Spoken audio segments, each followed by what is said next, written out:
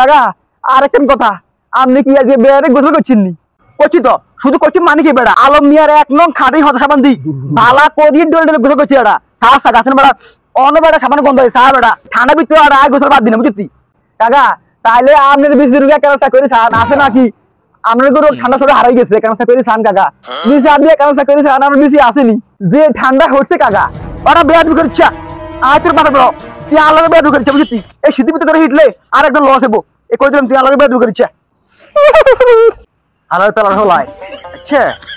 বলাকা তো কথা আমি খারাপ করনো তুই আজকে বেয়ানে গোসল করছিস তাই আর তো বিসি গরু গাছটা করে খায় না তাই আসেনি তাই বাবা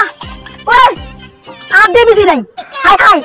ওরে ডাক্তার ওই অ্যাম্বুলেন্স এই পুলিশ এই থানা ওরে শীতকালে গোসল করে আর বেশি হারাই গেছে